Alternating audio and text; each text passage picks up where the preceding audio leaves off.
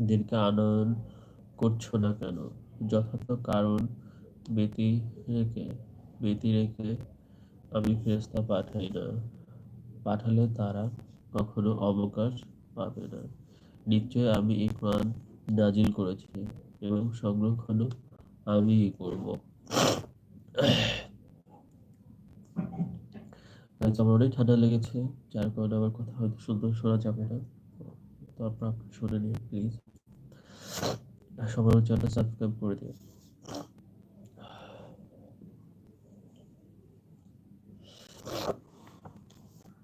আর আপনার পূর্বে আমি অনেক জাতির নিকট রাসূল প্রেরণ করেছি, আর তাদের নিকট এমন কোন রাসূলের আগমন করেনি যার সাথে তারা ঠাট্টা করেনি। এভাবে আমি তা দোষীদের মনে সঞ্চার করে দেই, তারা তা বিশ্বাস করে না। তাদের পূর্ববর্তীদেরও এ আচরণই ছিল। আমি তাদের সামনে আকাশের কোনো দরজা খুলি যদি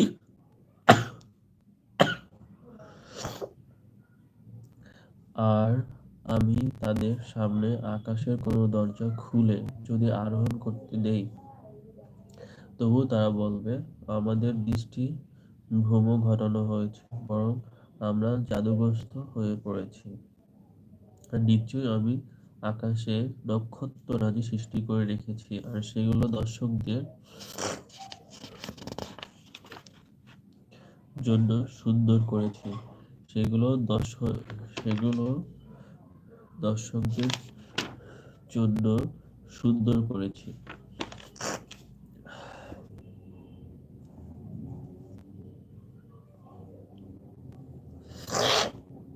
অনেক ঠান্ডা লেগে গেছে।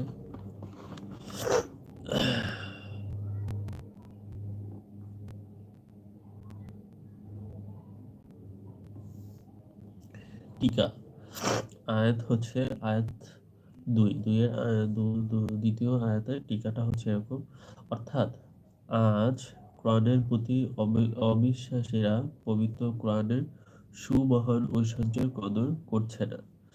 কিন্তু এমন এক সময় আসবে যখন তারা তাদের এই বঞ্চনার জন্য আক্ষেপ করে বলবে, হায়, আমরা যদি মুসলমান হতাম।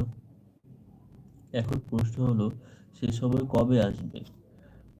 ইবনুল আম্বারি বলেন, দুনিয়া এবং আখিরাতে যখনই মুসলমানরা কোনো বিষয়ে সফলতা পাবে, তখনই কাফেররা বলবে, হায়, আমরা যদি মুসলমান হতাম। যেমন বদর যুদ্ধ সহ মুসলমানদের প্রতিটি বিজয়ের পর কাফেররা এটা ব্যাকুলভাবে অনুভব করেছে। হাদিস শরীফে বর্ণিত আছে, হাসরের মাঠে কাফেররা যখন জাহান্নাম থেকে জান্নাতীদের অবস্থা দেখবে, তখন তারা সর্বশেষ এই কামনা করবে।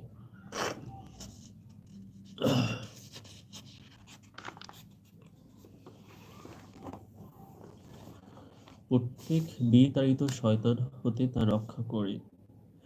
কেউ যদি গোপনে শুনে, তবে উজ্জ্বল দীপ্ত শিখা তার পশ্চাৎ ধাবন করে।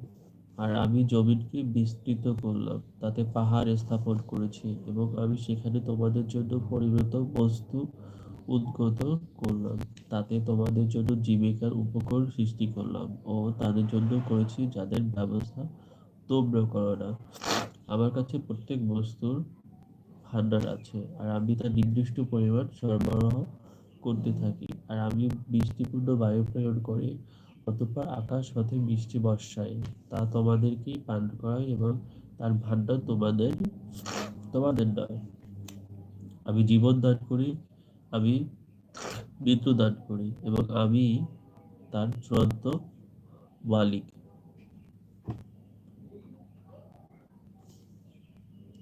আর আমি তোমাদেরকে এবং তোমাদের পূর্ববর্তীদেরকে জানি, এবং তোমাদের পরবর্তীদেরকেও জানি।